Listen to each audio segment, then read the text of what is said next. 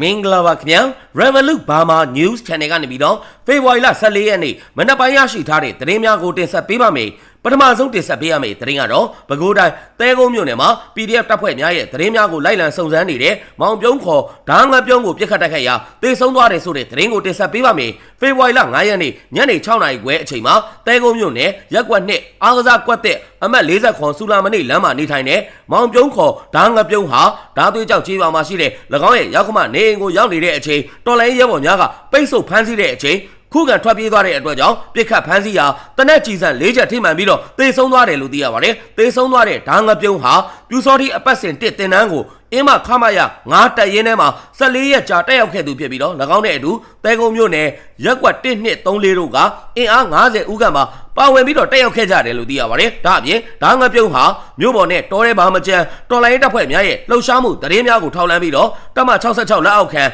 အင်းမခမရ9တက်ရင်းထဲကိုသတင်းပေးပို့နေပြီးတော့ပြည်သူများကိုလည်းဖမ်းဆီးမှုများပြုလုပ်နေခြင်းကြောင့်ပြည်ခရိုင်ပြည်သူ့ကာကွယ်ရေးတပ်မတော်3631 PPDF တပ်ရင်းတပ်ခွဲ1ကတိုက်ခိုက်ခဲ့ခြင်းဖြစ်တယ်လို့သိရပါတယ်ဒါအပြင်တေဆုံးသွားတဲ့ဓာငါပြုံးစီကနေပြီးတော့ပြူစောတိဝစ်စုံတစ်စုံပြူစောတိအုတ်ထုပ်တစ်လုံးနဲ့ကြီးကွန်များကိုလည်းသိမ်းဆည်းရရှိခဲ့ကြောင်းသတင်းရရှိပါတယ်ခင်ဗျာဆက်လက်ပြီးတော့တင်ဆက်ပေးရမယ့်တိုက်ပွဲသတင်းကတော့မကွေးတိုင်း6မြို့နယ်မကြီးကုန်းရွာအနီးမှာစစ်တပ်ရင်နှန်းကိုမိုင်းဆွဲတိုက်ခတ်ရာစစ်သား4ဦးသေဆုံးသွားတယ်ဆိုတဲ့သတင်းကိုတင်ဆက်ပေးပါမယ်ဖေဖော်ဝါရီလ13ရက်နေ့မွန်းလွယ်2:25မိနစ်ခန့်မှာ14မြို့နယ်တောင်သာလမ်းခွဲကဖော်ကားတစ်စီးကားလေးတစ်စီးစိုက်ကဲ4စီးနဲ့ထွက်လာတဲ့အကြမ်းဖက်စစ်တပ်ရဲ့ရင်နှန်းကို6မြို့နယ်မကြီးကုန်းကျေးရွာတောင်ဘက်အရောက်မှာမိုင်းဆွဲတိုက်ခတ်ရာစစ်သား4ဦးသေဆုံးပြီး9ဦးထိခိုက်ဒဏ်ရာရရှိခဲ့တယ်လို့သိရပါတယ်14မြို့နယ်တောင်သာလမ်းခွဲဂိတ်ကနေပြီးတော့တက်လာတာဟုတ်ပါတယ်အင်အားကစုစုပေါင်းရင်40လောက်ရှိပါတယ်မိုင်းဆွဲတဲ့နေရာအနီးပတ်ဝန်းကျင်မှာတိုင်မိုင်းတွေပါအသင့်ထောင်ထားတာမို့လို့ထပ်တိုးမိပြီးတော့တေဆုံးထိခိုက်တာတွေများတယ်လို့သတင်းရထားပါတယ်လို့ Chalk Revolution Army ကတာဝန်ရှိသူတို့ကရှင်းပြထားပါတယ်၎င်းတိုက်ခိုက်မှုကို Chalk Revolution Army CRA KDF ဒေါင်းစစ်တီပျောက်ကြားတပ်ဖွဲ့နဲ့မဟာမိတ်ပူးပေါင်းတပ်ဖွဲ့များကတိုက်ခိုက်ခဲ့ခြင်းဖြစ်ပြီးတော့စစ်ကောင်စီတပ်သားများဟာလည်းရှေ့ကိုဆက်မတိုးရတော့ဘဲနဲ့ပြန်လည်ဆုတ်ခွာသွားကြောင်းသတင်းရရှိပါတယ်ခင်ဗျာနောက်ထပ်တင်ဆက်ပေးရမယ့်သတင်းကတော့မန္တလေးတိုင်းညောင်ဦးမြို့နယ်အတွင်းမှာရှိတဲ့ UNESCO စည်ရင်းဝင်ပကံရှေးဟောင်းယဉ်ကျေးမှုနယ်မြေအတွင်းမှာရှိတဲ့ဂျိုးကန်ကျေးရွာကိုအကြမ်းဖက်စစ်တပ်ကလေရင်နဲ့ဘုံကျဲတိုက်ခိုက်ခဲ့တဲ့ဆိုတဲ့သတင်းကိုတင်ဆက်ပေးပါမယ်ဖေဖော်ဝါရီလ13ရက်နေ့မနက်ပိုင်းကညောင်ဦးမြို့နယ် UNESCO စည်ရင်းဝင်ပကံရှေးဟောင်းယဉ်ကျေးမှုနယ်မြေအတွင်းမှာရှိတဲ့ကန်နီဘောက်အုပ်စုဂျိုးကန်ကျေးရွာကိုစစ်ကောင်စီကလေရင်နဲ့ဘုံကျဲတိုက်ခိုက်ရာပြင်းထန်စွာပောက်ကွဲမှုဖြစ်ပွားခဲ့ပြီးတော့မြေကြီးတွေတုန်ခါမှုဖြစ်ပွားကရှေးဟောင်းဖျားများထိခိုက်ပျက်စီးခဲ့တယ်လို့သိရပါတယ်13ရက်နေ့မနက်မှာဘာတိုက်ပွဲမှလည်းမရှိဘဲနဲ့ UNESCO နယ်မြေကိုစစ်တပ်ကလေရင်နဲ့ဘုံကျဲသွားတာထိခိုက်သေဆုံးမှုပျက်စီးမှုကတော့မသိရသေးပါဘူးလေရင်ဘုံကြောင့်မြေကြီးပါတုန်သွားတယ် UNESCO နယ်မြေကိုကြည်မကြရတိုက်ပွဲမဖြစ်ရလို့ပြောနေပေမဲ့စစ်ကောင်စီကတော့လေရင်နဲ့ဘုံကျဲသွားတာပါဖျားတွေနဲ့ကတိတ်မဝေးဘူး UNESCO စည်ရင်းဝင်သာသနာနယ်မြေမှာတော့မှအကြမ်းဖက်စစ်ကောင်စီကလေကြောင်းကနေတိုက်ခိုက်နေပြီလို့ညောင်ဦးမြို့နယ်ပကဖတာဝန်ခံကိုစည်းကရှင်းပြထားပါတယ်ဒါအပြင်ကြောက်ပတောင်းမြို့နယ်နဲ့ညောင်ဦးမြို့နယ်တို့အတွင်းမှာအကြမ်းဖက်စစ်ကောင်စီတပ်သားများပူးပေါင်းပြီးတော့အင်အား300ခန့်နဲ့ညောင်ဦးကြောက်ပတောင်းလမ်းမနဲ့ညောင်ဦး6ကားလမ်းမတစ်လျှောက်မှာကင်းမုံတွေဝစ်ပြီးတော့စစ်ကြောင်းထုံးနေတယ်လို့သိရပါတယ်ဒါကြောင့်ပြည်သူများအနေနဲ့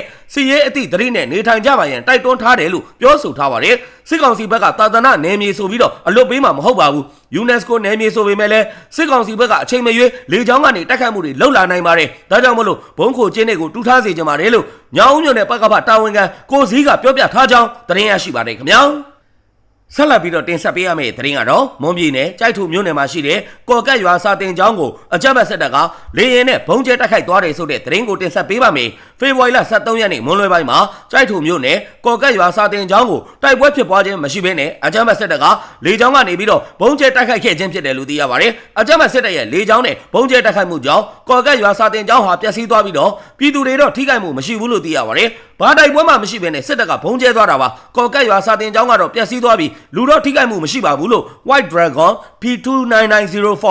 WD အဖွဲ့ကတာဝန်ရှိသူတို့ကပြောဆိုထားကြောင်းသတင်းရရှိပါတယ်ခင်ဗျာဆက်လက်ပြီးတော့တင်ဆက်ပေးရမယ့်သတင်းကတော့မွန်ပြည်နယ်ဘီလင်းမြို့နယ်တကေးလောင်ချောင်းဖျားရွာခရစ်ယာန်ဖျားเจ้าဝင်းနယ်ကျေးရွာတွေကိုအကြမ်းဖက်စစ်တပ်ကတိုက်ပွဲဖြစ်ပွားခြင်းမရှိဘဲနဲ့လေရင်နဲ့ဘုံကျဲတိုက်ခိုက်ခဲ့တယ်ဆိုတဲ့သတင်းကိုတင်ဆက်ပေးပါမယ်ဖေဖော်ဝါရီလ13ရက်နေ့မွန်းလွယ်3နာရီခန့်မှာဘီလင်းမြို့နယ်တကေးလောင်ချောင်းဖျားရွာခရစ်ယာန်ဖျားเจ้าဝင်းနယ်ကျေးရွာတွေကိုအကြမ်းဖက်စစ်တပ်ကတိုက်ပွဲဖြစ်ပွားခြင်းမရှိဘဲနဲ့ Jet Fighter လေရင်နဲ့ပေါင်900ဘုံဒီနှလုံးကျဲချတိုက်ခိုက်ခဲ့တယ်လို့သိရပါတယ်အကြမ်းဖက်စစ်တပ်ရဲ့လေကြောင်းကနေတိုက်ခိုက်မှုကြောင့်တကေးလောင်ချောင်းဖျားရွာခရစ်ယာန်ဖျားเจ้าတစ်ခုနဲ့နေအိမ်18လုံးပျက်စီးခဲ့ရကြောင်းသတင်းရရှိပါတယ်ခင်ဗျာ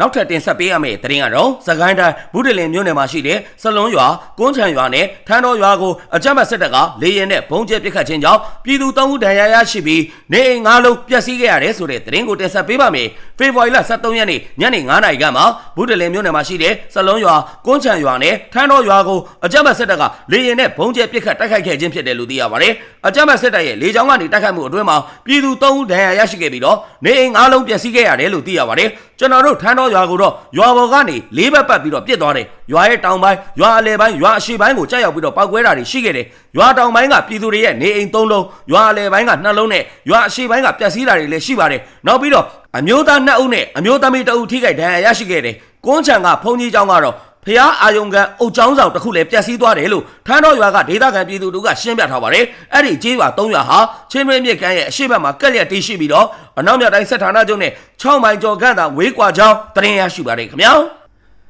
ဆက်လက်ပြီးတော့တင်ဆက်ပေးရမယ့်တိုက်ပွဲသတင်းကတော့စကိုင်းတိုင်းကလေးမြို့နယ်တောင်ပိုင်းကမ်းမနီအကြမ်းဖက်စစ်တပ်စခန်းအနီးမှာရှိတဲ့ရွာများကိုဖေဖော်ဝါရီလ23ရက်နေ့ညပိုင်းမှာစစ်တပ်ကလေရင်နဲ့ဘုံဒီအလုံးရေ40ကျော်ကျဲချတိုက်ခိုက်ခဲ့တဲ့ဆိုတဲ့သတင်းကိုတင်ဆက်ပေးပါမယ်။ဖေဖော်ဝါရီလ23ရက်နေ့ည9:05မိနစ်ကနေပြီးတော့9:44မိနစ်အထိအကြမ်းဖက်စစ်တပ်ကကမ်းမနီစစ်တပ်စခန်းအနီးနားမှာရှိတဲ့ကျေးရွာများကိုကလေးလေစိတ်ကနေတက်လာတဲ့112လေရင်နဲ့ဘုံဒီအလုံးရေ40ကျော်ကျဲချတိုက်ခိုက်ခဲ့တယ်လို့သိရပါတယ်။ကမ်းမနီအကြမ်းဖက်စစ်တပ်စခန်းကိုတော်လိုင်းတပ်ဖွဲ့များကဖေဖော်ဝါရီလ17ရက်နေ့ညပိုင်းကနေစတင်ပြီးတော့တိုက်ခိုက်နေခြင်းဖြစ်ပြီးအကြမ်းဖက်စစ်တပ်ကတိုက်ပွဲဖြစ်ပွားတဲ့နေရာများအပါအဝင်တိုက်ပွဲဖြစ်ပွားခြင်းမရှိတဲ့နေရာများကိုပါလေကြောင်းကနေပြီးတော့ဇက်တိုက်ဘုံကျဲတိုက်ခိုက်နေခြင်းဖြစ်တယ်လို့သိရပါတယ်။၎င်းထိတွေ့တိုက်ပွဲများဟာလက်ရှိအချိန်ထိဖြစ်ပွားနေပြီးတော့အကြမ်းဖက်စစ်တပ်ကတိုက်ပွဲအတွင်းမှာအထိနာနေတဲ့အတွက်ကြောင့်လေကြောင်းတိုက်ခိုက်မှုများကိုဇက်တိုက်ပြုလုပ်နေခြင်းဖြစ်တယ်လို့သိရပါတယ်။မြေပြင်မှာလည်းအကြမ်းဖက်စစ်တပ်ဘက်ကစစ်ကူများရောက်ရှိနေတဲ့အတွက်ကြောင့်တိုက်ပွဲများဟာဆက်လက်ဖြစ်ပွားနေဆဲဖြစ်တယ်လို့သိရပါတယ်။ကျွန်တော်တို့ရေတွက်ထားတာကတော့ဘုံကျဲနေတာစုစုပေါင်းအလုံးရေ40ကျော်နေပြီးတော့ကဘာပြတ်မတက်ပဲကမ်းမနီအနီးနားကိုပဲကျဲချနေတာဇက်တိုက်ပဲ9နာရီကျော်လောက်ကလေးကကျဲနေတာ10နာရီမထိုးခင်လောက်အထိကိုဇက်တိုက်ကိုကျဲချနေတာလို့ဒေတာတွင်သတင်းရင်းမြစ်ကပြောပြထားပါတယ်။အကြမ်းဖက်စစ်တပ်ရဲ့လေကြောင်းတိုက်ခိုက်မှုကြောင့်တောင်းနဲ့ချီတဲ့ဒေတာခံပြည်သူများဟာလည်းဘေးလွတ်ရာကိုထွက်ပြေးတိမ်းရှောင်နေရပြီးတော့စစ်ဘေးရှောင်ပြည်သူများဟာလက်ရှိအချိန်မှာဝမ်းရောဂါများဖြစ်ပွားနေခြင်းကြောင့်စေဝါများလည်းအရေးပေါ်လိုအပ်လျက်ရှိကြောင်းသတင်းရရှိပါတယ်ခင်ဗျာ။ဆက်လက်ပြီးတော့တင်ဆက်ပေးရမယ့်သတင်းကတော့ KNY ပြည်နယ်ဒီမော့ဆိုမြို့နယ်အနောက်ချမ်းကိုစစ်တပ်ကလေရင်နဲ့ဘုံကျဲတိုက်ခိုက်ရာစာတင်ဆောင်နဲ့အဆောက်အဦများထိခိုက်ပျက်စီးခဲ့တယ်ဆိုတဲ့သတင်းကိုတင်ဆက်ပေးပါမယ်။ဖေဖော်ဝါရီလ23ရက်နေ့မွန်းလွဲပိုင်းမှာအကြမ်းဖက်စစ်တပ်ကဒီမော့ဆိုမြို့နယ်အနောက်ချမ်းတနေရာကိုလေရင်နဲ့ဘုံကျဲတိုက်ခိုက်ခဲ့တယ်လို့သိရပါတယ်။အကြမ်းဖက်စစ်တပ်ရဲ့လေကြောင်းတိုက်ခိုက်မှုအတွင်းမှာစာတင်ဆောင်တစ်ခုနဲ့အဆောက်အဦ၄လုံးပျက်စီးခဲ့ပြီးတော့ပြည်သူတွေတော့ထိခိုက်မှုမရှိဘူးလို့သိရပါတယ်။ကျွန်တော်တို့လက်ရှိအချိန်ထိတော့ပြည်သူတွေအထိခိုက်မရှိဘူးလို့သိထားရပါတယ်လို့ဒီမော့ဆိုမြို့နယ်ပြည်သူ့ကာကွယ်ရေးတပ်ဖွဲ့ကတာဝန်ရှိသူတို့ကပြောဆိုထားကြောင်းသတင်းရရှိပါတယ်ခင်ဗျာ။အခုလိုမျိုးမြန်မာတနိုင်ငံလုံးမှာဖြစ်ပွားနေတဲ့စစ်ရေးသတင်းနိုင်ငံရေးသတင်းများကိုအချိန်ပေးပြီးတော့နားဆင်ပေးတဲ့အတွက် Revolut Burma News Channel ကနေပြီးတော့အထူးပဲကျေးဇူးတင်ရှိပါတယ်ခင်ဗျာ။မြန်မာနိုင်ငံသူနိုင်ငံသားများအားလုံးဘေးအန္တရာယ်ကင်းရှင်းပြီးတော့လုံခြုံစိတ်ချပြီးကျန်းမာပျော်ရွှင်တဲ့ဘဝများကိုပိုင်ဆိုင်နိုင်ကြပါစေခင်ဗျာ။